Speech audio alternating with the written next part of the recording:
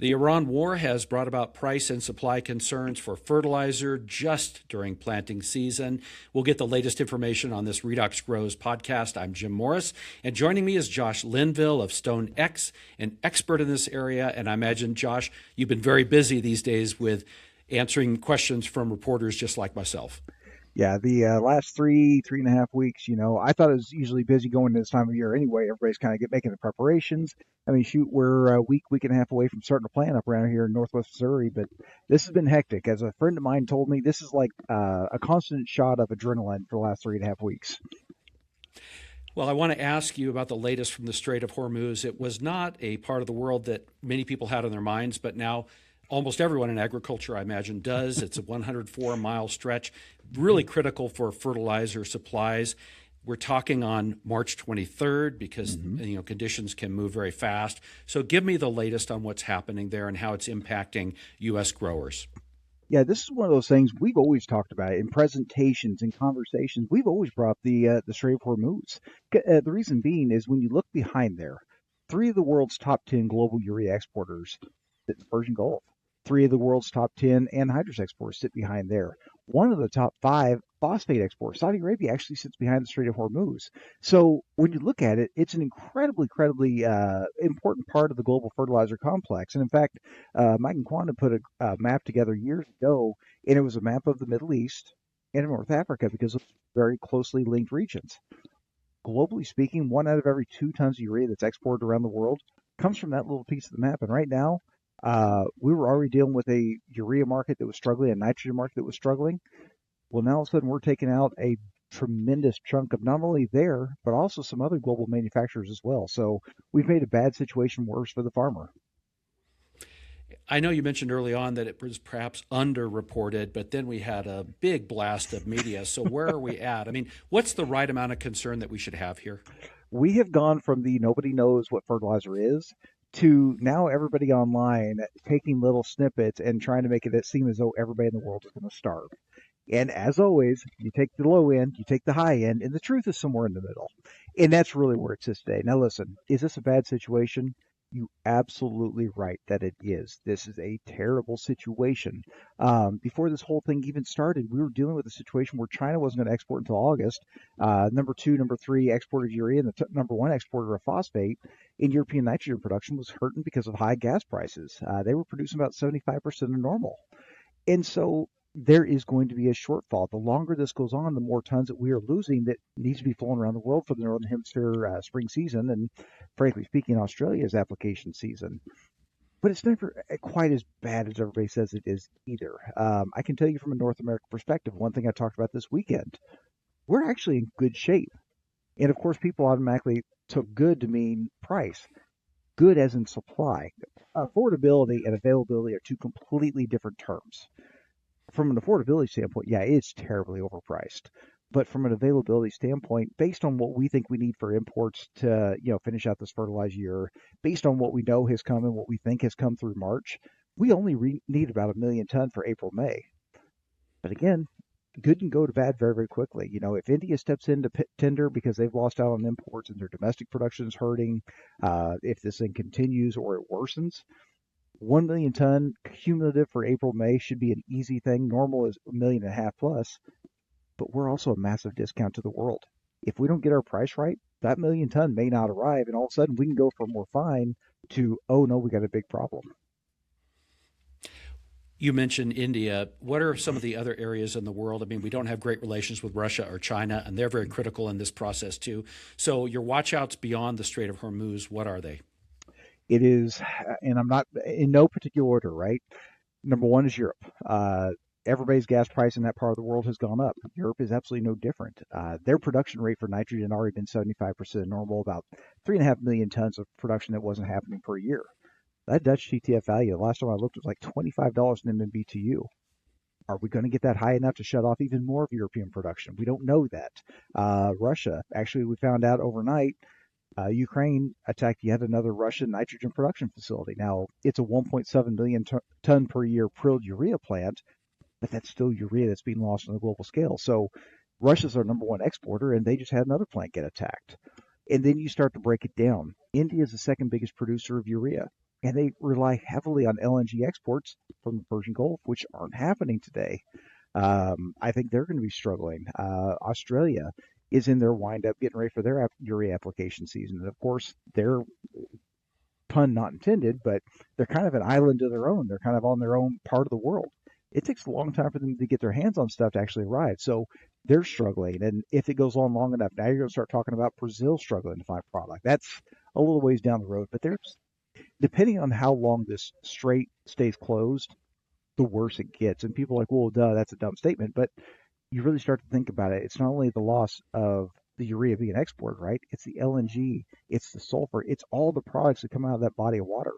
Obviously, we need to track the war situation, and there's a lot of implications beyond agriculture. That being said, what's the best case scenario? I mean, even if the war was over very soon, it would take a while to ramp things up and get them back closer to whatever normal is. Yes, absolutely. And that's one thing we've been cautioning everybody is the best day for this to have all been done, and the sooner the better. The best day for it to be done was yesterday. The next best day is today. Best day after that is tomorrow. We need this thing wrapped up immediately, but reopening the strait doesn't mean normalcy again. Let's just say tomorrow morning you send out this video and all of a sudden the strait is reopened. Everybody's like, oh, it's old news. It doesn't matter. Well, number one, how many hundreds of vessels do you got to get moving once again? That's going to take a minute. You got to convince them it's safe passage. Number two, Qatar and Iran both had their gas fields attacked. A lot of damage. Qatar actually said 3 to 5 years plus about 24, $25 billion, something like that, about the same cost to build the plant is what it's going to take to make those repairs. So you got to repair it. Then you got to restart gas production. Then you got to restart fertilizer production. And then the thing that's going to hurt the most, all of these vessels, all the loading capability in the Persian Gulf was not designed to load hundreds of vessels all at once. It's going to take a while to work through that logjam. And unfortunately, we don't have a lot of loaded vessels that we see sitting behind the strait that are loaded and ready to go out to the world. So it's going to take a long time, just logistically speaking, when everything else is done, just to get everything flowing again normally. At this point, unfortunately, I don't think we're talking about weeks. I think we're talking months. And I think you can make an argument where we have seen the price floor of nitrogen fertilizer raised at least through 2026. So let's talk about the here and now, and then we'll talk about years down the road. First of all, for here and now, again, trying to strike the balance between breathing into a paper bag and, saying everything's completely fine. Mm-hmm. You did say, I believe, but I want you to clarify this. The supply and is not an issue, but the price and availability may be of these key inputs. Did I get that correct? If we can get that last million ton April and May to come, I think we'll be fine. Almost all the phosphate that we need, we produce here in country. Almost all the potash that we need comes from Canada. Anhydrous, we produce almost all that we use. UAN, we produce almost all that we use. Urea is the one big fertilizer that we import a lot of. And based on our Commerce Department and forecasting, we think we've brought in about 3.8 million July through March plus June, because June's a toss month.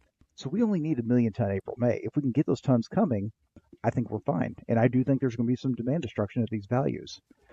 The problem is, are we going to get those million tons for April, May? And right now, this is going to sound crazy to a lot of the audience. We are too cheap. Our prices are insanely high, and we are cheap to the world. In fact, we're probably in the Gulf right now, we're probably a $70 discount from where we should be today. Well, this will all be very interesting to follow, and it changes by the hour, let alone, the day. Longer term, can we beef up our domestic supply? Also, reliance on fertilizer. I mean, obviously, it's critical. It feeds the world, but there are updated scientific methods that perhaps can help in this area. What do you see as the keys to getting a little more stable down the road, years down the road? So we have to think pragmatically about what can we do today to help the next generation. And again, my multi-step has been there's nothing we can do for the spring. The bed is set, literally nothing from a supply standpoint that we can change. So the government kind of caused this, right? We struck Iran. They closed down the strait because of it. This has been a government interaction. I think another round of farmer payments needs to be had.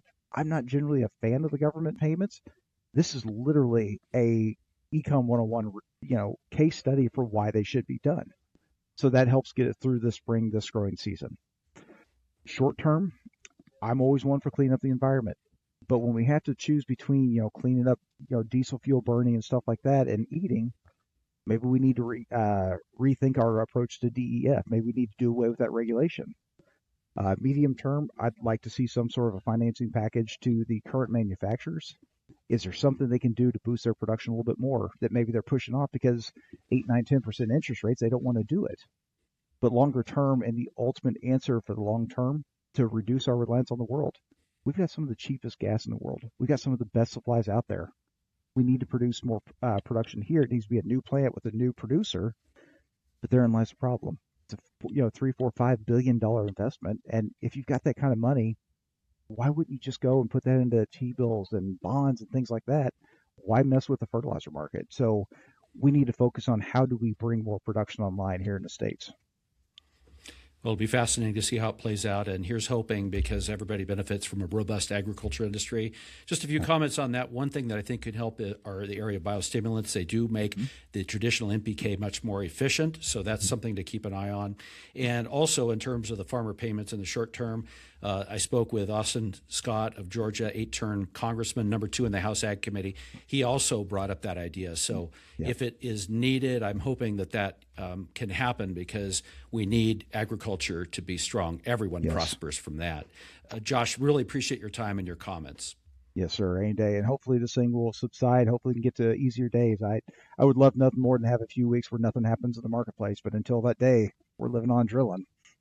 Yeah, absolutely. Well, thank you for your insight. And you can find out more from Josh at J. Linville Fert on X. He is an excellent follow.